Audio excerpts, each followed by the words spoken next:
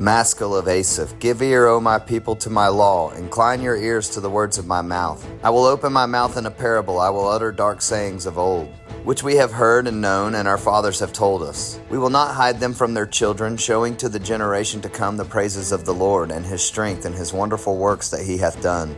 For he established a testimony in Jacob, and appointed a law in Israel, which he commanded our fathers, that they should make them known to their children, that the generation to come might know them, even the children which should be born, who should arise and declare them to their children, that they might set their hope in God, and not forget the works of God, but keep his commandments, and might not be as their fathers, a stubborn and rebellious generation, a generation that set not their heart aright, and whose spirit was not steadfast with God. The children of Ephraim, being armed and carrying bows, turned back in the day of battle. They kept not the covenant of God, and refused to walk in his law, and forgat his works and his wonders that he had showed them. Marvelous things did he in the sight of their fathers in the land of Egypt, in the field of Zoan. He divided the sea and caused them to pass through, and he made the waters to stand as an heap. In the daytime also he led them with the cloud, and all the night with the light of fire. He clave the rocks in the wilderness, and gave them drink as out of the great depths. He brought streams also out of the rock, and caused waters to run down like rivers. And they sinned yet more against him by provoking the Most High in the wilderness. And they tempted God in their heart by asking meat for their lust. Yea, they spake against God. They said, Can God furnish a table in the wilderness? Behold, he smote the rock that the waters gushed out, and the streams overflowed. Can he give bread also? Can he provide flesh for his people?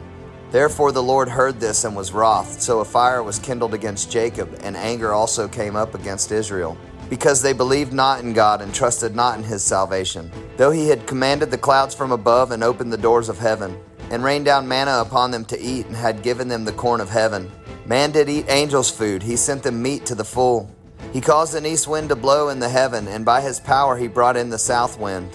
He rained flesh also upon them as dust, and feathered fowls like as the sand of the sea. And he let it fall in the midst of their camp, round about their habitations.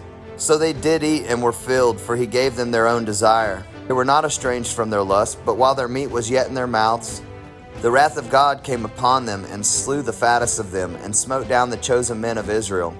For all this they sinned still, and believed not for his wondrous works. Therefore their days did he consume in vanity, and their years in trouble.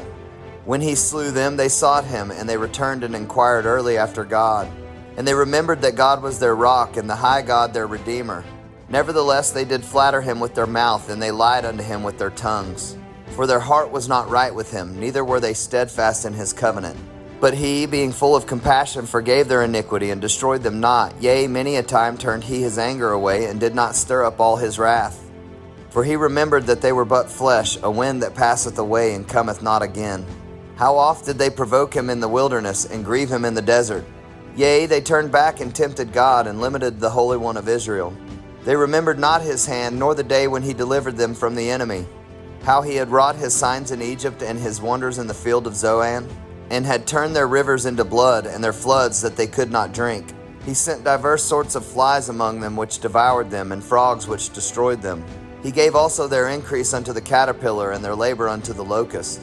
He destroyed their vines with hail, and their sycamore trees with frost.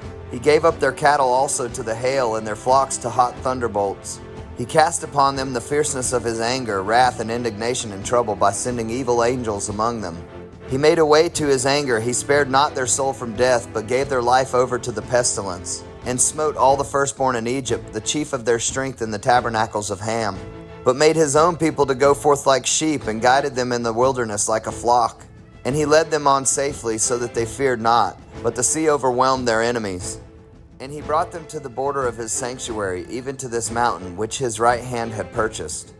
He cast out the heathen also before them, and divided them an inheritance by line, and made the tribes of Israel to dwell in their tents. Yet they tempted and provoked the Most High God, and kept not his testimonies, but turned back and dealt unfaithfully like their fathers. They were turned aside like a deceitful bow.